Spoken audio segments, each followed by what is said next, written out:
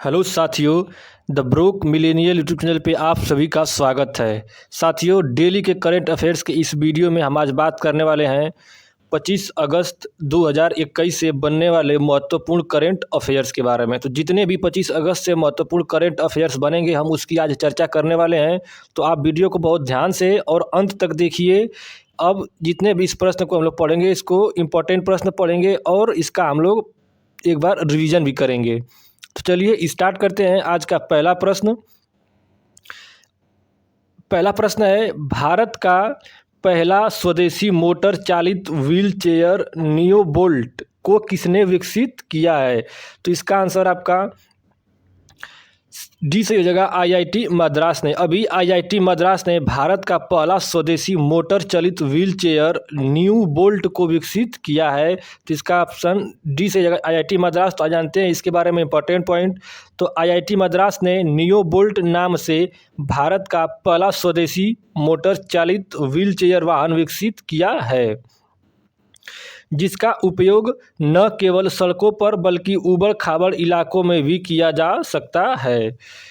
Neo bolt नाम से बने स्वदेशी मोटर चालित व्हीलचेयर की अधिकतम गति 25 किलोमीटर प्रति घंटा है और यह प्रति चार्ज 25 किलोमीटर तक की यात्रा कर सकता है। ये भी इम्पोर्टेंट है, इसको भी आप ध्यान में रखेंगे। यह व्हीलचेयर विकलांग यूजर्स को कार, ऑटो रिक्शा या स्कूटर की तुलना में अधिक सुविधा और सेफ्टी प्रदान करती है।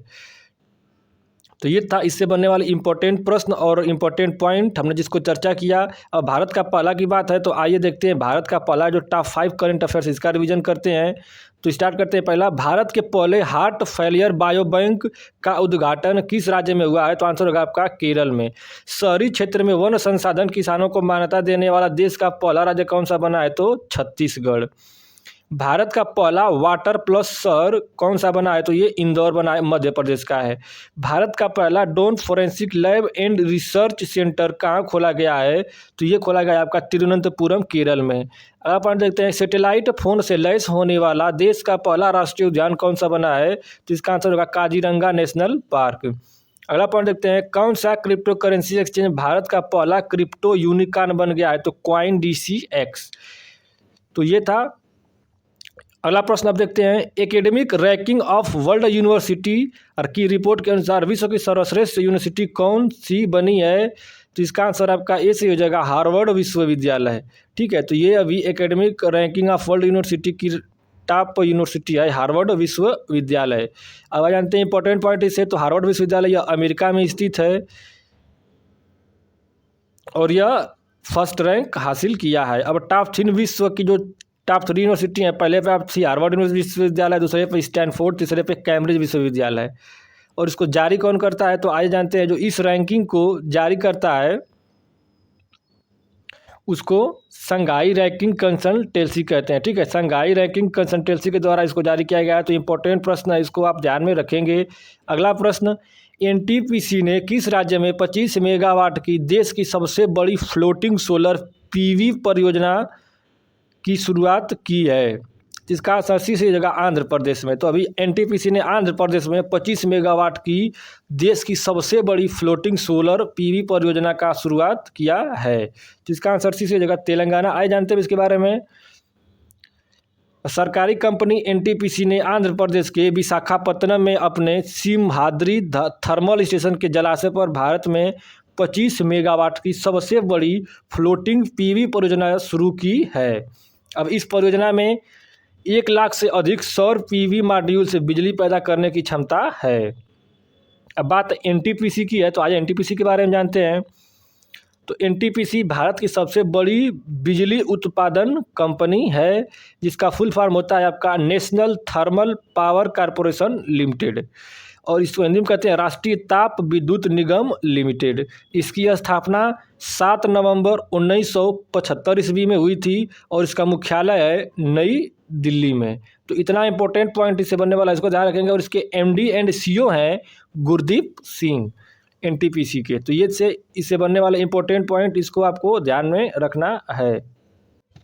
अगला प्रश्न देखते हैं, विश्व जल सप्ताह 2021 कब से कब तक मनाया जाएगा?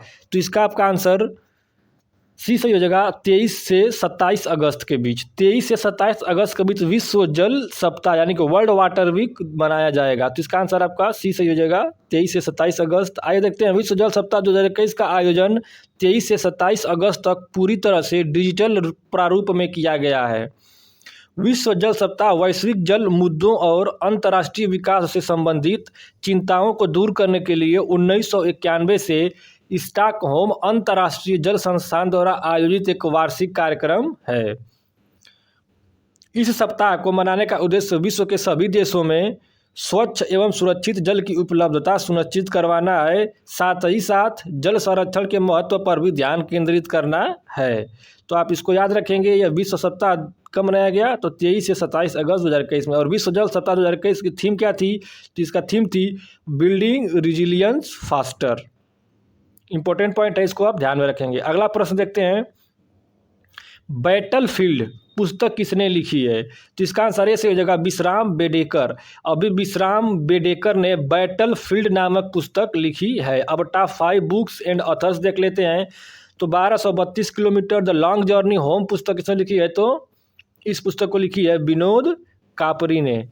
All you need is josh inspiring stories of courage and conviction in 21st century Indian पुस्तक किसने लिखी? सुप्रिया पॉल ने। Stargazing the players in my life पुस्तक रवि शास्त्री ने लिखी। सावरकर ए कांस्टेंट लीजेसी 1924 से 1966 पुस्तक किसने लिखी? विक्रम संपथ ने लिखी। The fourth lion essays for Gopal Krishna Gandhi पुस्तक किसने लिखी? तो वेणु माधव गोविंद और श्रीनाथ राघवन ने लिखी है। इसको इंपॉर्टेंट प्रश्न है, इसको ध्यान में रखना है। अगला प्रश्न देखते हैं, विश्व की पहली जीवाश्म मुक्त स्टील किस देश ने बनाई है? तो इसका आंसर ये हो जाएगा स्वीडन ने। तो अभी स्वीडन देश ने विश्व की पहली जीवाश्म मुक्त स्टील का निर्माण किया है। इंपॉर्टेंट पॉइंट देखते हैं इससे। तो Swedish green steel venture company ने कोयले का उपयोग के लिए बिना उत्पादित स्टील की विश्व की पहली ग्राहक डिलीवरी की है। इस स्टील को hydrogen breakthrough iron making technology का उपयोग करके बनाया गया, जो कोयले और कोक के बजाय 100% जीवाश्म मुक्त हाइड्रोजन का उपयोग करता है। तो ये था इससे इंपॉर्टेंट पॉइंट। अब बात स्वीडन की है, तो आइए स्वीडन के बारे में जानते हैं। तो स्वीडन ये यूरोप महाद्वीप में स्थित है। स्वीडन की राजधानी स्टॉकहोम और स्वीडिश की जो करेंसी है वो है स्वीडिश क्रोना। और स्वीडन के प्रधानमंत्री हैं स्टीफन लोफवेन। और स्वीडन की संसद का नाम है रिक्सडाग। इसको भी आप ध्यान में रखेंगे। तो स्वीडन के बारे में इतने इंपॉर्टेंट पॉइंट हमने देखा। इसके बाद हम लोग डिटेल के बाद रिवीजन करेंगे। रिवीजन के बाद स्टैटिक के सेट हम लोग देखेंगे, ठीक है। जो भी स्टैटिक के इंपॉर्टेंट प्रश्न आते हैं, हम स्टैटिक का सेट लगाएंगे। स्टैटिक के सेट के बाद कल वाले प्रश्नों का हम टेस्ट रखे हैं। तो वीडियो में आप अंत तक बने रहिए। इस वीडियो से आपको 100% फ़ायदा होने वाला है। अगला प्रश्न देखते हैं, भारत सरकार ने काबुल से भारतीय नागरिकों को सुरक्षित वापस लाने के लिए कौन सा ऑपरेशन शुरू किया है? तो इसका आंसर आपका सी से हो जाएगा ऑपरेशन देवी शक्ति। अभी ऑपरेशन देवी शक्ति ने भारत सरकार ने इसको लागू किया है काबुल से भारतीय नागरिकों को सुरक्षित वापस लाने के लिए। तो इसका आंसर सी से हो जाएगा ऑपरेशन देवी शक्ति। आज जानते हैं इंपॉर्टेंट पॉइंट। तो अफगानिस्तान पर तालिबान के कब्जे के बाद काबुल से भारतीय नागरिकों और अफगान सहयोगियों को सुरक्षित लाने के भारत के जटिल मिशन का नाम है ऑपरेशन देवी शक्ति। इसको ध्यान में रखेंगे। अब बात अफगानिस्तान के, तो अफगानिस्तान के बारे में जानते हैं। तो अफगानिस्तान ये एशिया महाद्वीप में स्थित है। अफगानिस्तान की राजधानी है काबुल। अफगानिस्तान की करेंसी है अफगानी। और भारत ने किस देश के, ये इंपॉर्टेंट पॉइंट है, इसको ध्यान में रखेंगे कि भारत ने किस देश के काबुल नदी पर सहतूत बांध का निर्माण किया है? तो ये अफगानिस्तान की किया है। डुरंड रेखा किन दो देशों के बीच अंतर्राष्ट्रीय सीमा है? तो ये पाकिस्तान और अफगानिस्तान के बीच है। शोरा किस देश की संसद का नाम है? तो ये अफगानिस्तान की संसद का नाम है। भारत की अंतर्राष्ट्रीय सीमा किस देश के साथ सबसे कम है? तो ये अफगानिस्तान के साथ है 106 किलोमीटर।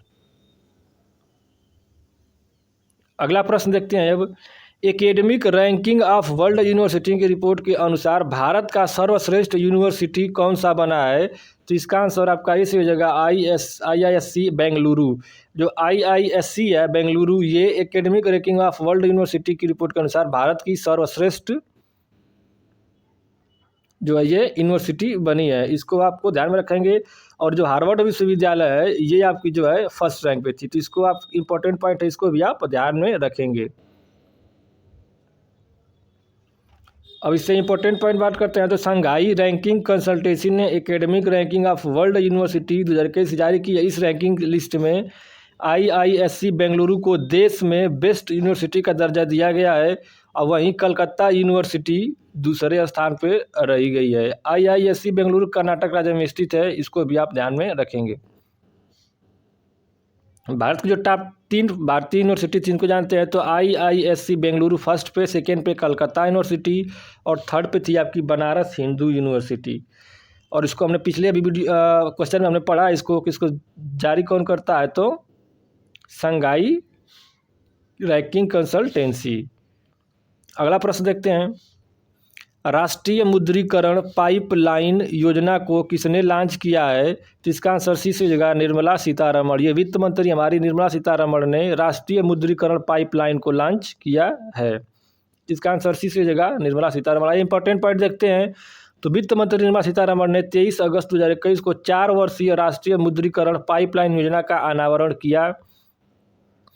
उद्देश्य, इस पहल का मुख्य उद्देश्य मुद्रीकरण के माध्यम से अवसंरचना निर्माण को संभव बनाना है, जिसमें क्षमता के लिहाज से अपने अपने क्षेत्रों के उत्कृष्ट सार्वजनिक और निजी क्षेत्र सहयोग करेंगे, जिसमें सामाजिक आर्थिक विकास संभव बनाया जा सके और देश के नागरिकों को जीवन की गुणवत्ता में सुधार हो। अब टॉप 5 राज्यों की योजना देख लेते हैं। तो पहला है आपका प्रशिक्षु प्रोत्साहन योजना उत्तर प्रदेश, अरुंधति और मैत्रेयी योजना कर्नाटक में, दिव्यांगजन शादी प्रोत्साहन योजना ये उत्तर प्रदेश में, एक पौधा सुपोषित बेटी के नाम ये राजस्थान सरकार की योजना है, इसको भी ध्यान में रखेंगे, और पंख योजना ये मध्य प्रदेश की है। अगला और आखिरी प्रश्न, इसके बाद रिवीजन करेंगे हम। भू स्थानिक नियोजन पोर्टल युक्त धारा को किसने लॉन्च किया है? तो इसका आंसर आपका डी से हो जाएगा गिरिराज सिंह। गिरिराज सिंह ने युक्त धारा नियोजन पोर्टल को लॉन्च किया है। अब आइए इसके बारे में इंपॉर्टेंट पॉइंट पर चर्चा कर लेते हैं। तो सरकार ने एक नए भू स्थानिक नियोजन पोर्टल युक्त धारा की शुरुआत की है, और यह पोर्टल रिमोट सेंसिंग और भौगोलिक सूचना प्रणाली आधारित डेटा का उपयोग करके नई मनरेगा संपत्तियों को सुविधाजनक बनाने में मदद करेगा। केंद्रीय ग्रामीण विकास और पंचायती राज मंत्री गिरिराज सिंह ने इस पोर्टल का शुभारंभ किया है, इसको ध्यान में रखेंगे। इंपॉर्टेंट प्रश्न ये है।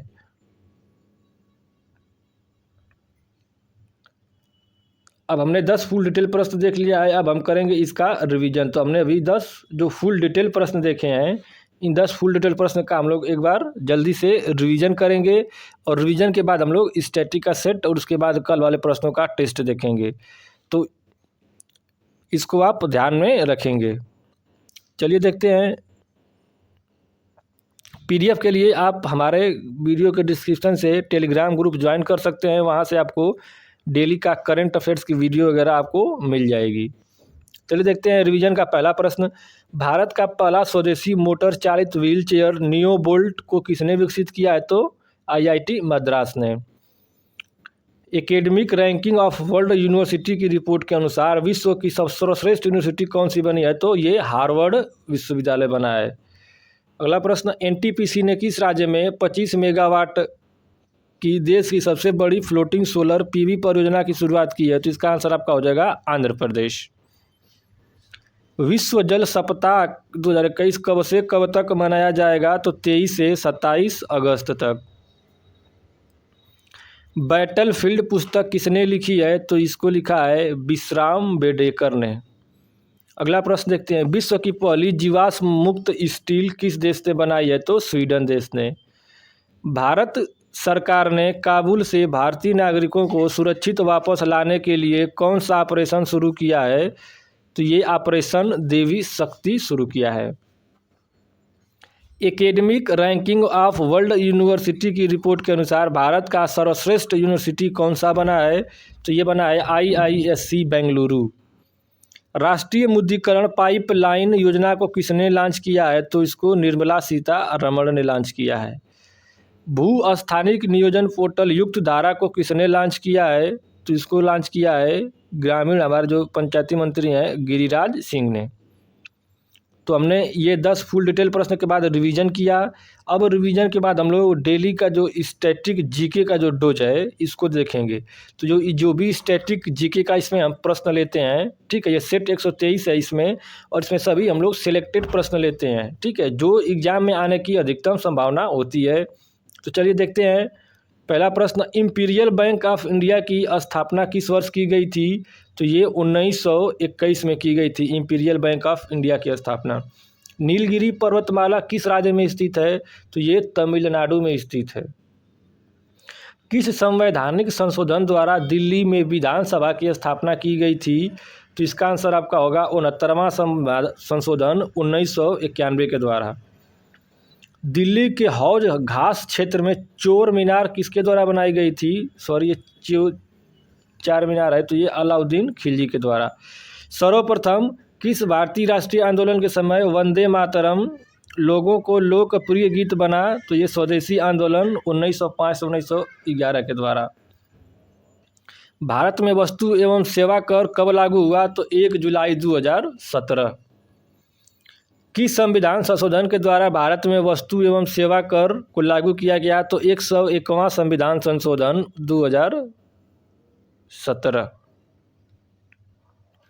किस देश ने वस्तु एवं सेवा कर सबसे पहले लागू किया था? तो ये फ्रांस ने लागू किया था। कंप्यूटर का मस्तिष्क किसे कहा जाता है? तो ये सीपीयू को कहा जाता है। सीपीयू की फुल फॉर्म होती है सेंट्रल प्रोसेसिंग यूनिट।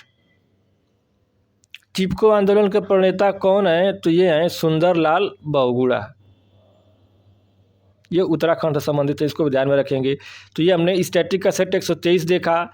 अब हम लोग देखेंगे कल वाले प्रश्नों का टेस्ट। तो कल वाले प्रश्नों का टेस्ट हम यहाँ पे लगाने वाले हैं। आप इस प्रश्न को देखने के बाद इसका वीडियो को पुश करके इसका आंसर आप डिसाइड कर लिया करिए। उसके बाद तो वीडियो को प्ले करके आप आंसर देखा करिए। इससे आपको पता चल जाएगा कि आपको कितना ये तैयार हो रहा है। चलिए स्टार्ट करते हैं। पहला, सूचना एवं प्रसारण मंत्रालय के नए सचिव कौन बने हैं? तो 4 ऑप्शन है आपके पास, इसमें से आपको कमेंट करके आंसर बताना है। तो इसका आंसर आपका डी से जगह अपूर्व चंद्र। अगला प्रश्न, ओणम त्यौहार किस राज्य में मनाया गया? तो इसका 4 ऑप्शन है, इसका आंसर आपका इस हो जाएगा केरल। अगला प्रश्न, विश्व संस्कृत दिवस 2021 कब मनाया गया? तो इसका आंसर आपका ये सही हो जाएगा 22 अगस्त।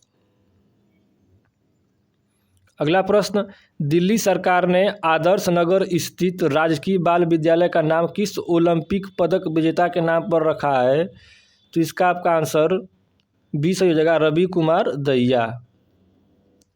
भारत ने किस देश के साथ AK-103 राइफल्स खरीदने के लिए समझौता किया है? तो इसका आंसर आपका डी सही हो जाएगा रूस के साथ। Kamala Harris and the rise of Indian Americans पुस्तक किसने लिखी है? तो इसका आपका आंसर ये हो जाएगा तरुण बसु ने। अगला प्रश्न, अंडर-20 वर्ल्ड एथलेटिक्स चैंपियनशिप 2021 में किस भारतीय खिलाड़ी ने लंबी कूद में रजत पदक जीता है? तो इसका आपका आंसर सी से हो जाएगा शैली सिंह ने। धर्म या विश्वास के आधार पर हिंसा के कृत्यों के पीड़ितों की याद में अंतर्राष्ट्रीय दिवस कब मनाया गया है? तो इसका आपका आंसर ये सही हो जाएगा 22 अगस्त। किस मंत्रालय ने आज़ादी का अमृत महोत्सव मनाया है? तो इसका आपका आंसर डी सही जगह केंद्रीय सूचना एवं प्रसारण मंत्रालय ने। अगला और आखिरी प्रश्न देखते हैं। किस राज्य के मुख्यमंत्री ने कल्याण सिंह का निधन हो गया है? तो इसका